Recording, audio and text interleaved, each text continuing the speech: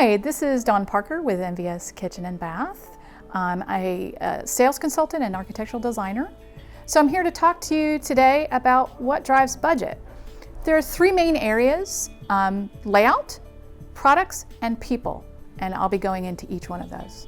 For layout, the big question is, how big are the layout changes? Are they simple, meaning that you're just pulling out the cabinets and countertops, maybe doing a tile backsplash?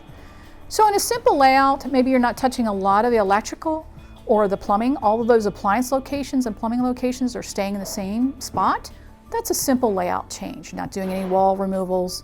Sometimes people can install the cabinets themselves, but sometimes you still might need someone like MVS to use their carpentry staff.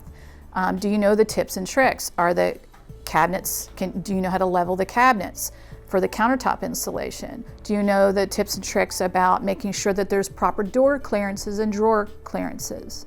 So things like that, can drive the budget. Other things in the layout that can drive that is, do you need new electrical? Perhaps you have an older home where they just have that central light fixture. We know those. The big fluorescent fixture in the middle of the kitchen, and the rest of the kitchen is really dark. If you need new electrical, or your electrical needs to be upgraded to code, you'll need an electrician. So that's a layer of complexity there. If you're changing out other things, plumbing paths, you might need to get a plumber involved. So that's a simple layout. More complex layouts, which drive budget, can range from anything to major space planning overhauls. Perhaps you have an older home. Many of us live in older homes that are 1960s and 70s that have boxy little rooms. Maybe we want to open that up. So those are some structural wall changes. Those can be simple or complex. If it's a non-load bearing wall, that's pretty simple. If it's a load bearing wall, again, not super complex, a header with some posts, where are those going to be? Some complex structural changes would be opening up a 20-foot opening in the rear of your home to put an addition. That's very complex, and you want to get an architect and some really good contractors involved in that to make sure that that's structurally sound. Other complex issues in terms of layout are plumbing paths, say for a master bathroom. If you want to really rearrange plumbing locations, that sometimes can be tricky.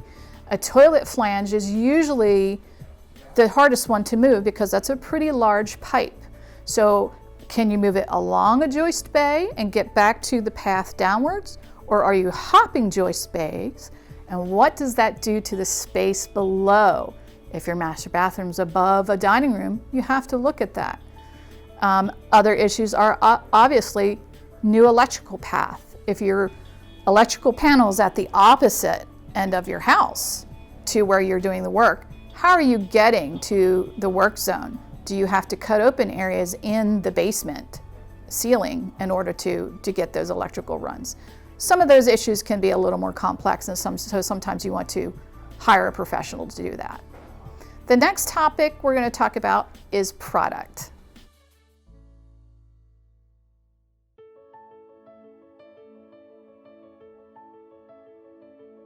So the next thing we're going to talk about, which is a budget driver, is product. So under product, one of the big items that people think about, and especially in a kitchen, is cabinets. So what drives the cost in cabinets?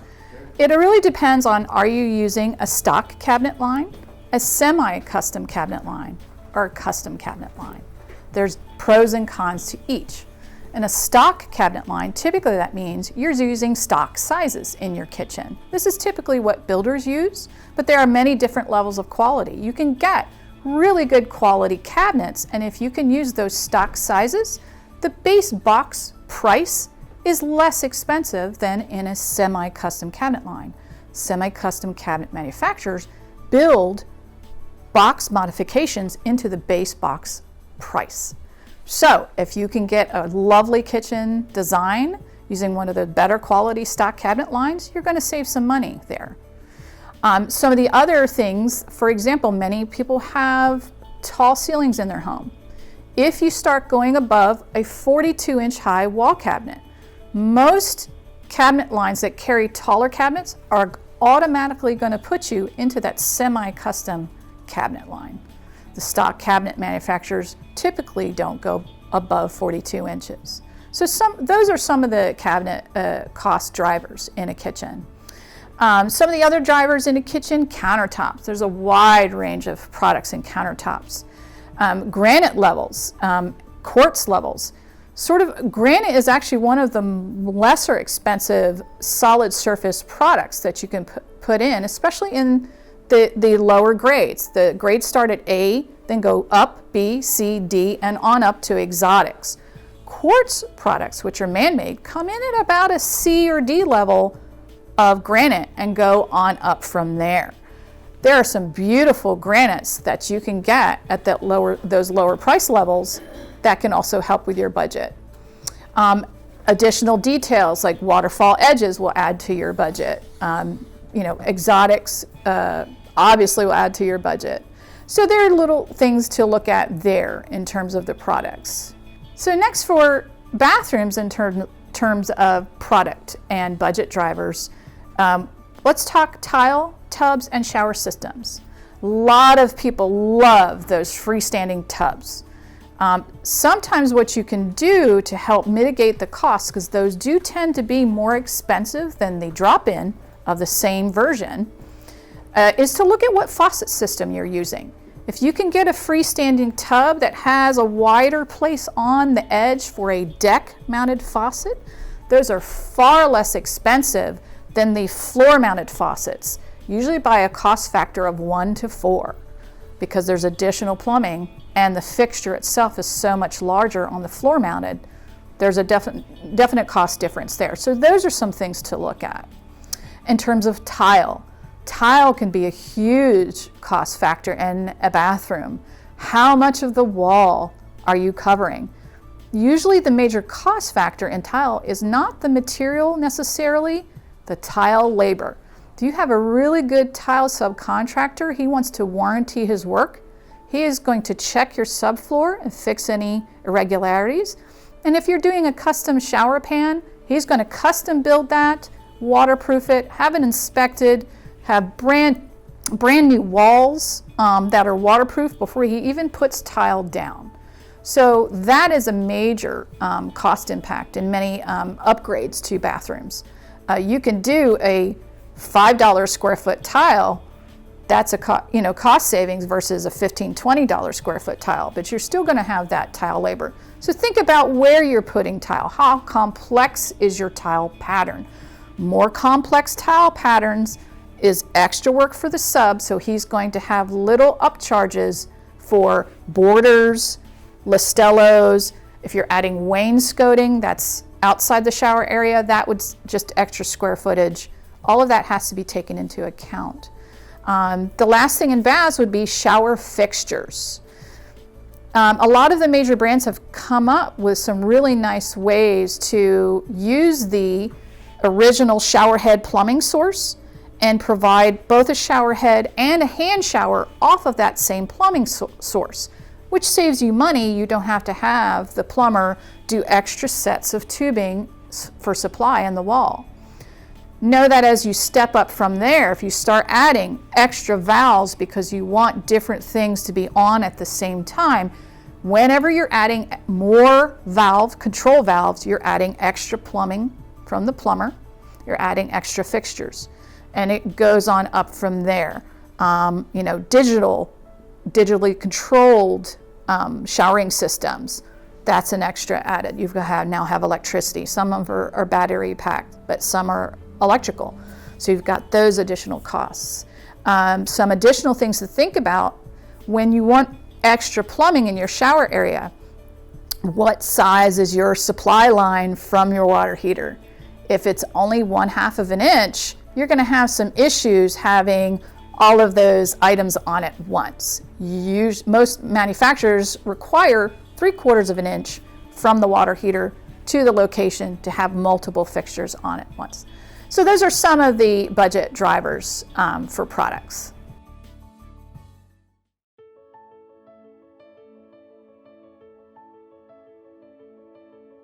Okay, so we talked about what drives budget.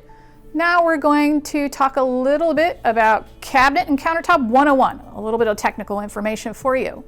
So one of the things that I like to point out to people when we're walking around the showroom is, what is the difference between framed and frameless box construction? This is also referred to as a European full access. What that means is that there is no face frame of hardwood on the front. So the box sides tend to be thicker, 5/8 or 3/4 of an inch, to hold that box rigid. The framing connections are done differently than in a framed cabinet. And usually the door clearances are tighter. There's less of a gap, maybe about 5/64, varies from manufacturer to manufacturer. That's why even though you don't have to use it with a modern door, you can put a traditional door on a frameless cabinet. But you can only use full overlay door styles because obviously there's no face frame.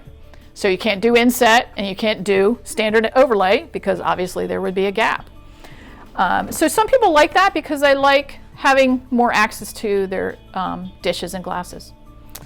The next box construction we're going to talk about is framed. This is sort of in the industry referred to as traditional or American. It derived from traditional cabinetry making techniques.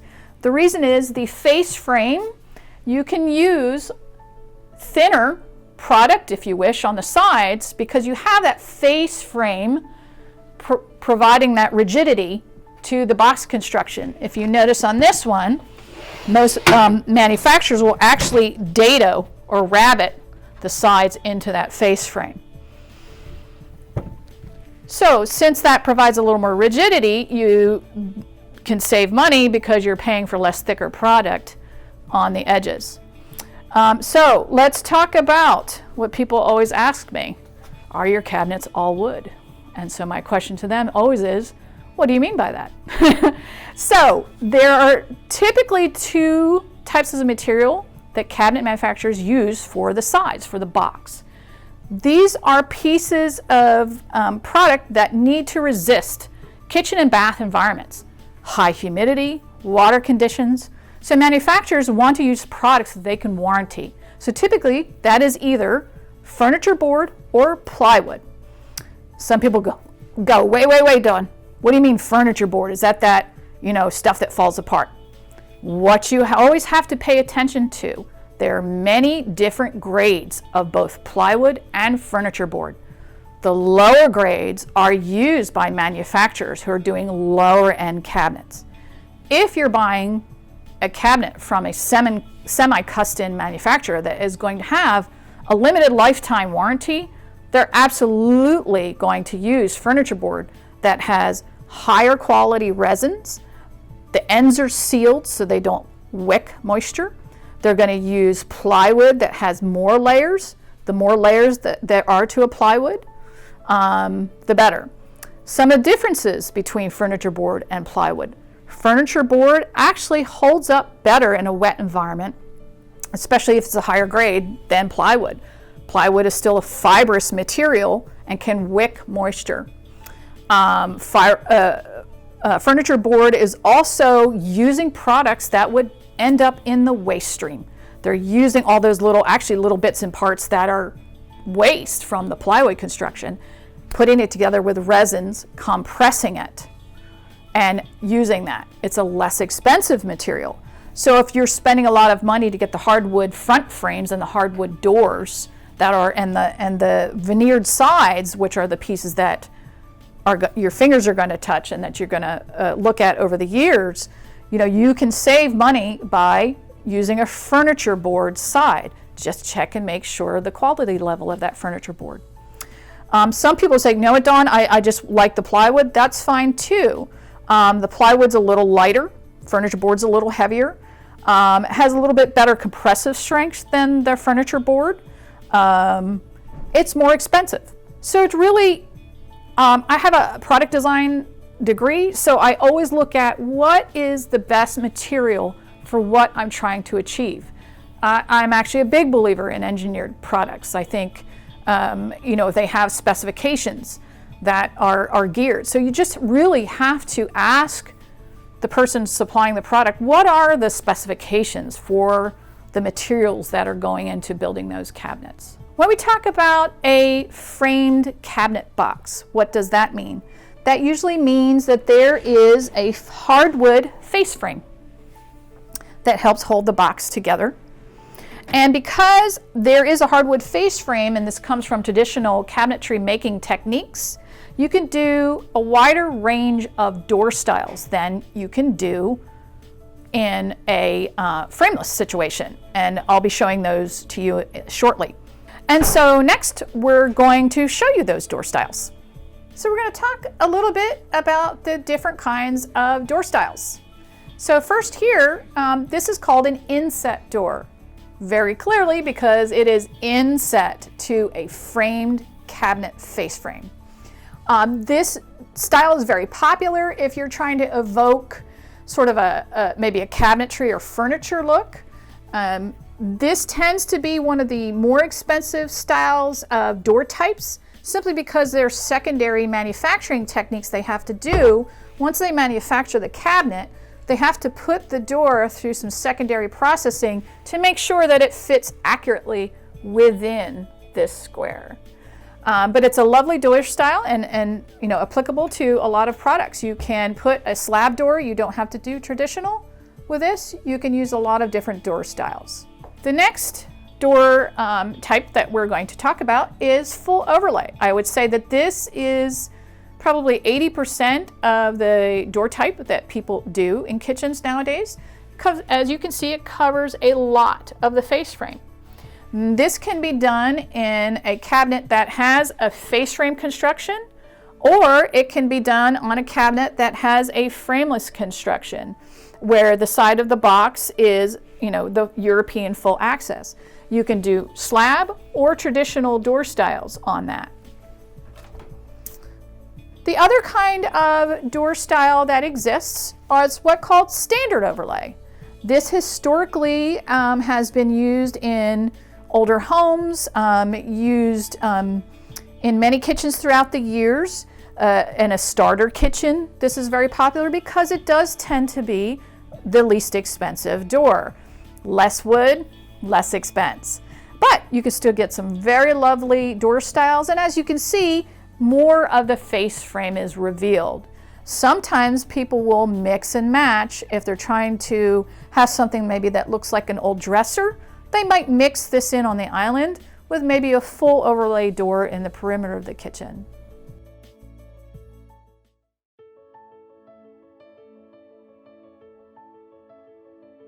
So one of the things you're going to look at as part of your kitchen design is, what is the door style?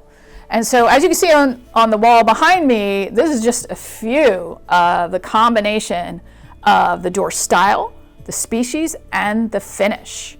So different cabinet lines will have access to different species. Many cabinet lines have access to maple and cherry.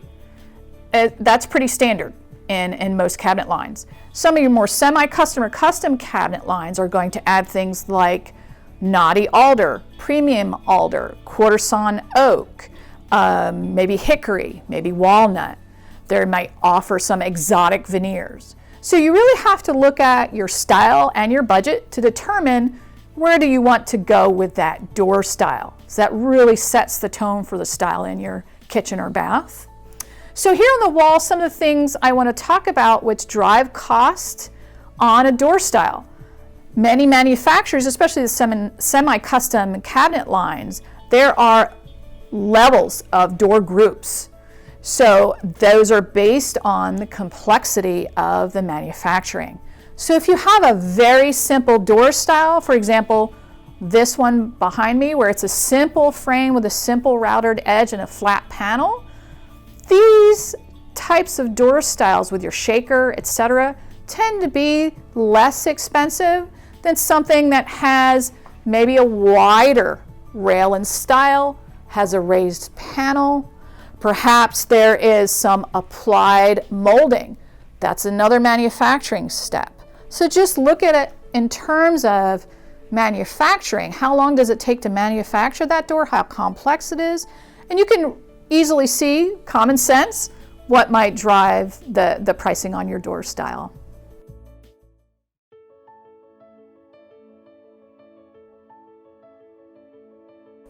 Okay, so we're going to start looking at some accessories. This island we've set up to have a lot of the different pullouts that you can do in a 3 or 6 inch gap. You can either have that as the front, as a fancy leg, or a plain filler. It doesn't really matter. So I just want to point out some of these items that can go in that tiny little piece of space. So here you can see we have a knife block. This is great if you want to declutter your countertop and keep your knives and your sharpening implements in a safe location. This is very popular and comes in a 3, 4, 6 inch, depending on your cabinet manufacturer, pantry and spice pullout. So you can adjust these 2 middle shelves, and you could put spice bottles, your little oil bottles, things like that in here, and have that handy right next to your stove if you wish. This is an interesting one where this is a towel bar. Many of us don't know what to do with the wet dishcloth. We're hanging it over the faucet. We have this beautiful kitchen. We're hanging the dishcloth over the faucet. And so this gives a place for your towels and items to dry, your scrubby sponges, things like that. And last but not least, another way to store trays, cutting boards. Maybe if you have just a couple of knives, you could put them in the top. Just another method to store vertical items and skinny items here. So now we're going to turn the cameras 180, and we're going to look at some more accessories that go into base and wall cabinets. All right, so we're going to continue looking at accessories that are available in the kitchen. A really fun one that's available is this 2-tiered cutlery tray.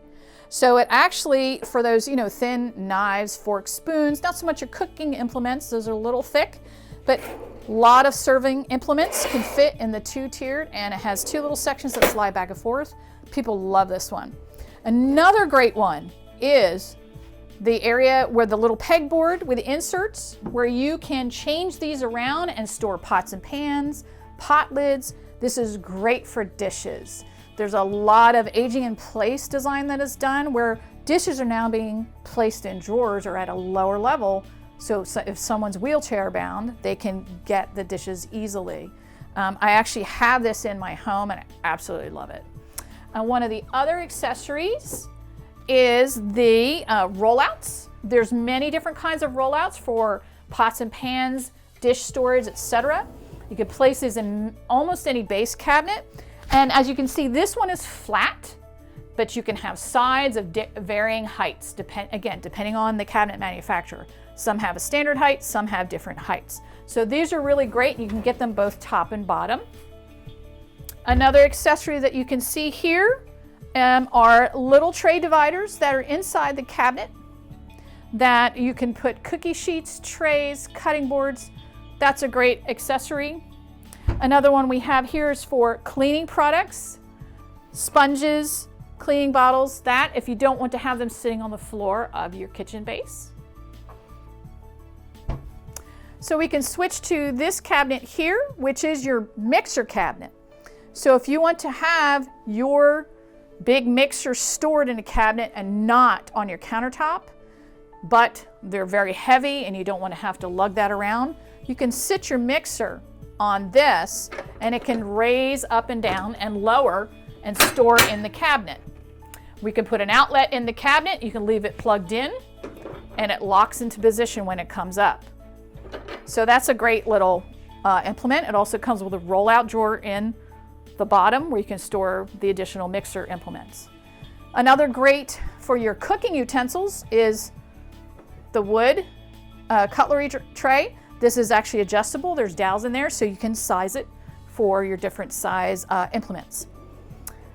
Obviously a great one standard is this little sink tray.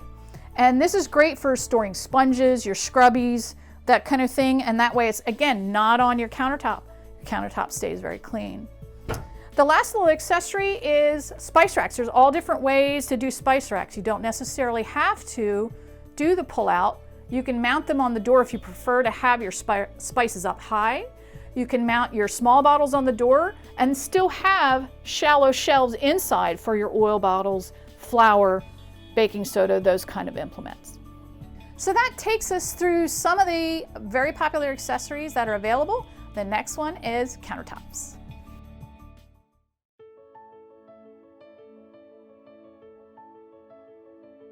So now we're going to talk a little bit about countertops. There's three main of the most popular types of countertop, and then I'll talk about some of the other ones. So obviously the first is that people know very well is granite.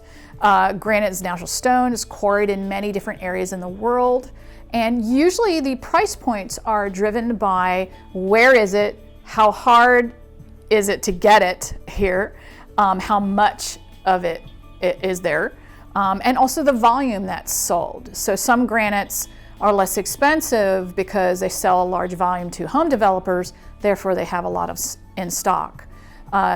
Granite's got some great capabilities. It takes a high heat, so for example, if you take a pan out of the under the broiler and it's burning your hand, you can throw it down on the granite momentarily, probably without marring the granite. All countertops, we say, use a trivet, but worst case scenario, it can take a high heat. It's a natural stone. It has some beautiful characteristics. It's very hard. Some people are frightened off about the sealing. That is not a big bugaboo. That's sort of an urban myth. First of all, any good installer is going to seal that very well when it's first installed. And then it's really just a once a year, spray it on, let it soak in, wipe it down. Not a big deal. So if you like the feel and look of natural stone in your house, granite's a great go-to. The other big go-to is quartz. Quartz is a man-made product in many colors and styles of ground quartz and resin. Some of the reasons people go to quartz, even though it tends to be in the higher price ranges of the granite and on up, is color choice. Some people want something that's non-porous but looks like a marble. Marble's very porous for a kitchen or bath. So they're going to pick a quartz product to cope with those functions. You know, quartz does not etch with lemon or lime juice, that kind of thing. It's a man-made product, so color and pattern can be controlled through the manufacturing process. So that's a very, very popular choice for many people, especially if people don't want the sort of movement that maybe a granite has. Maybe they want less movement. Maybe they want something very quiet. A lot of times you can only get that with a quartz man-made product. The other countertop that is still very popular is marble. As most people know, marble is softer. It tends to be a little bit more porous than a granite. So sometimes you just have to be aware of the issues with marble. If you're going to put that in a kitchen, you know, it is going to etch. It very possibly could become stained by red wine or olive oil, things like that, because it will soak in. So, you know, we will install those in kitchens and baths. Usually you will get some training, you know, a little bit of points and tips, and, you know, it comes with a disclaimer. But, you know, over in Greece, that's all they install because it's everywhere. So you just have to be okay with it's going to patina over the years. So if you love the look of marble and it is gorgeous, you know, go for it. Some of the other popular countertops, wood countertops have become pretty popular in the past couple of years. It sort of evokes, you know, a very homey kind of feeling. So a lot of those can come in a lot of species. There's, you know, walnut, obviously oak, which is very common to Northern America. Some exotics, usually done as a butcher block because that gives that stability. Again, another material that does have to, you know, be sealed, does take some maintenance, you know, can get some staining, but obviously with a wood countertop, you can always sand and refinish it and reseal it. So again, if people want that because it's easier on a kitchen knife, prepping, if they're cooking, they want that feel, again, go for it. Just be aware of the maintenance necessities of a material like that. Some of the other countertops that maybe aren't as common that you might not know about, there's a little product here. This is a proprietary product. The brand name's Dectin, sorry. It's a compressed glass porcelain, sort of a composite, very scratch resistant.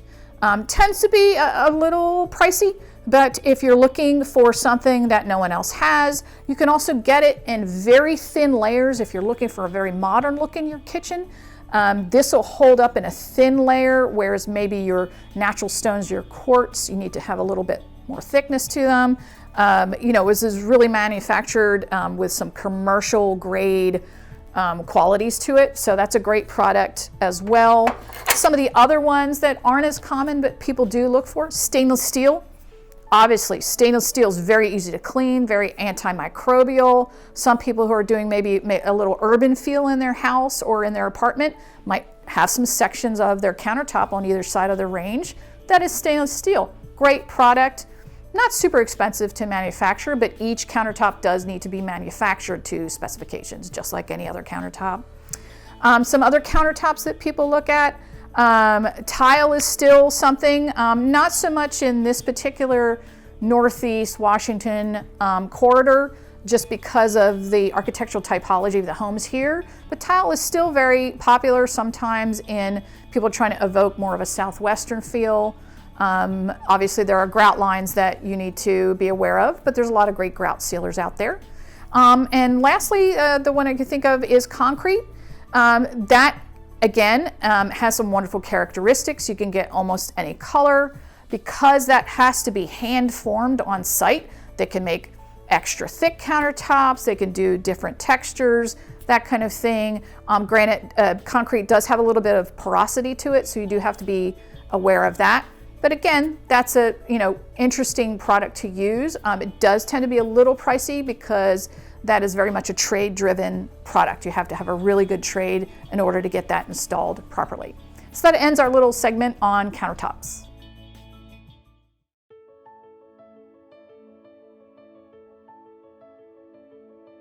So what we're going to talk about in this segment is, why are you remodeling? One of the reasons we like to ask why is so that you can get the full benefit from the design staff and the sales consultant to get a solution for the problem you're trying to solve. Sometimes clients will come in with a preconceived idea of what the solution is. So as a designer, we love to ask questions because sometimes we might come up with a solution that you had not thought of. And after all, that is, what you're paying us for is our expertise and creativity. So we always like to understand the why behind your project.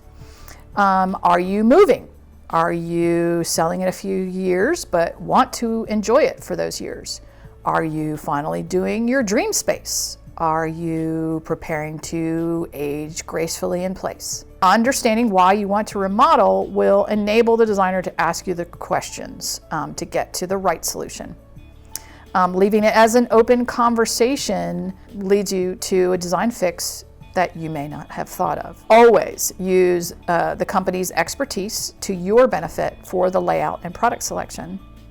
So let's go over the basically 3 groupings, for lack of a better term, of different levels of a project remodel. The first one is cosmetic. Cosmetic means simple changes that you can make to easily replaced elements in your bath, such as a plumbing faucet, maybe some cabinet hardware, maybe a mirror, maybe lighting, a toilet, things like that. Or in your kitchen, a tile backsplash, lighting fixtures, any of the things that are listed on this page typically can be replaced fairly easily without some major construction. Some items you can install yourself, but others such as countertops, plumbing fixtures, or tile, you might want to hire a professional for a clean installation. MVS can help with selections and provide quotes for these products and for installation from one of our trade partners. The next level is what is in the industry is called a pull and replace. This is where products are replaced, but The appliance and plumbing locations do not change. A good way to tell if you're a pull and replace versus maybe a full custom is your space functions efficiently in the bath or kitchen. And this is a great time to update the style, the storage, and because of the storage, maybe, enhance the function. Next, you'll see a before kitchen picture. This had the standard builder grade cabinets with fixtures, an island that did not have a lot of serving area, and standard base cabinets. The owner did like the diagonal placement of the cooktop for the workflow, so we did keep that. In the next photo, you can see that we upgraded the cabinets, taking to the ceiling for more storage. The overall lighting was upgraded with new recessed pendants and under cabinet lighting. Under cabinet lighting really is essential for prepping and task on the countertop. Full overlay doors, large cabinet crown were used, as well as upgrading the internal storage for all the cabinets. A pull and replace is a great way to improve your storage options by adding pullouts, more drawers, and drawer inserts. The third level that we want to talk about today is custom. This typically means that the layout of the space is just not working for you. It's too small, fixtures are in bad locations, you want an open plan, etc. Sometimes walls need to be changed or eliminated. In the first before slide, notice that there are steps down into the rear of the bath. The shower area is tiny, the tub is in the way of everything, and the closets are oddly before and after the tub location. Keep your eye on the arched window. That stays in the same spot as we go to the next slide. As you can see in the after slide, we have simplified the layout for a much cleaner look and function.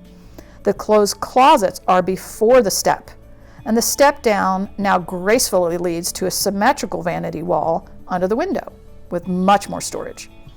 The spa shower enclosure is much larger. The tub has been eliminated per the client's request, and the toilet's privacy enclosure mirrors the shower enclosure. The result is a much more elegant and functional space. The next slide, you'll see a before picture of a kitchen. Very typical kitchen, 1960s, 70s home, walled off from many of the other rooms, dark, small, 30-inch high cabinets, which was pretty standard for builders. If you keep your eye on the vent in the soffit, straight ahead above the refrigerator, you'll see that sort of orients you to the next slide, which, as you can see, the vent has been moved up into the ceiling above the glass cabinet, above the microwave. We've gotten rid of all the soffits, so now they have a lot more storage. The cabinets are going to the ceiling with a lovely crown. Behind where the stools now are, there was a wall. We took that wall down in order to enlarge the space, give them connectivity, which you'll see in the next slide, to the next room, which is the dining room, which then has connectivity to the front room. It also gave them the ability to have an island with seating for entertaining, that sort of open plan concept that people really want nowadays because we don't really live a formal lifestyle as much.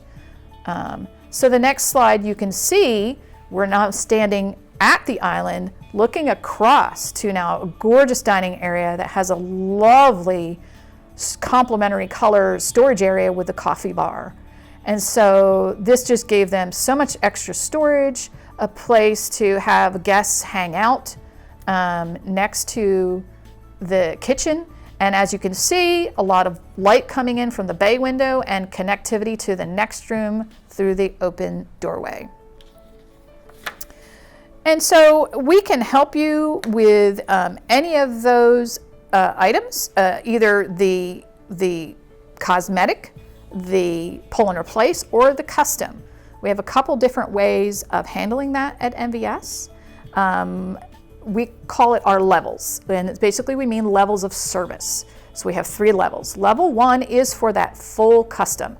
If you need architectural help, space planning help, interior design, your kitchen and bath, you basically need a large portion of your house re-envisioned That is what that custom service level is for. We basically take you through the full process of design, product selection, space planning, and then again carry it all the way through construction with our carpenters. The next level, level 2, is basically the same exact design product selection process. It's just that is usually used for a very simple project, a straightforward pull and replace. Walls are not coming down, plumbing and appliance fixtures, locations are not moving. Therefore, we don't necessarily have to have our carpentry and production management staff there every single day. We can save you some of that labor, still have MVS's oversight and project management, just you don't have as much as a labor burden, so that saves you some money on a straightforward pull and replace. Level 3 is really for clients who are maybe doing some cosmetic changes. Maybe they want to, they're a do-it-yourselfer and they want to have help with design and buy really nice cabinets from us. Again, it's the same designers. They can help you lay out your kitchen and they can sell you cabinets and countertops. You can choose to put them in yourself, or we can refer you to a third-party contractor that we can refer based on previous experience with that contractor. So there's a lot of ways that MVS can help you accomplish your project.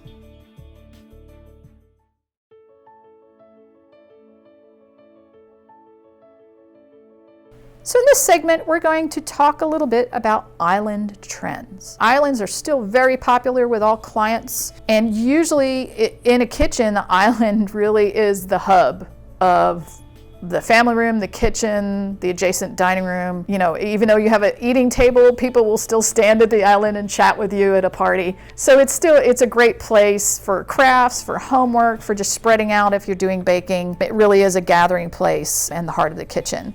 In this first photo, I'd like to point out that one of the trends still is to make the island a little bit different than the rest of the kitchen. Maybe it has a contrasting cabinet color. The countertop can be different. So that's still a very popular trend in island in the kitchen. The next slide is a very large kitchen. And because this kitchen was very large, we were able to do a very, very large island. The client wanted to pack a lot of functionality into this island. You can see that there is an electric cooktop there. There's a microwave on the side. And so a lot of people, because they want to sort of eliminate as many wall cabinets as they can, maybe they want to put in a whole bank of windows, as you can see in this photo. Well, that eliminates wall cabinets. So where do you put that storage? So you put it in the island. And so we're packing a lot of functionality into the island.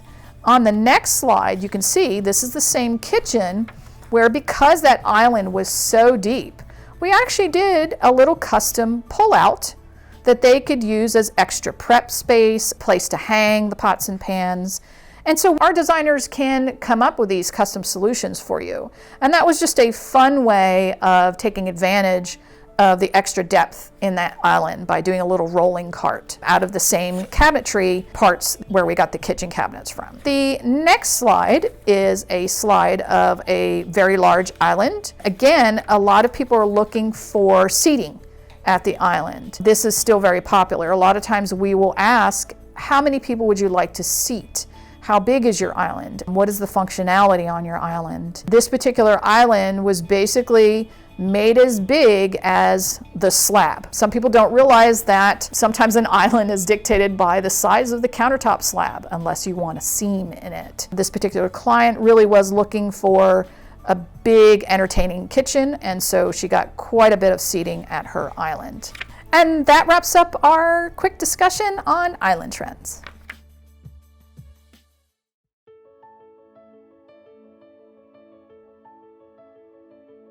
Hi, I'm Glenn Miracle, President of NVS Kitchen and Bath. I wanted to thank you today for tuning in and watching the Kitchen and Bath seminar presented by Don Parker, and hopefully you gathered some great information on kitchen and bath products as well as the design process. And if you're sitting at home obeying the stay-at-home order and you've looked around and you've realized that maybe your kitchen or bathroom or another project around the house needs to be updated, soon we're going to be posting on our website and our Facebook simple instructions on how to take some pictures and measurements, send those back to NVS, and one of our project consultants will take that information, follow it up with a phone call, and be able to work up a budget for your project. And if you like that, and the next step would be we would have a design agreement which would allow one of our designers to get on board and help you with designing your space and also picking out your selections. And when things get back to normal, all that process would be already completed and would be ready to start the construction process. So once again, thanks for tuning in. Have a wonderful day.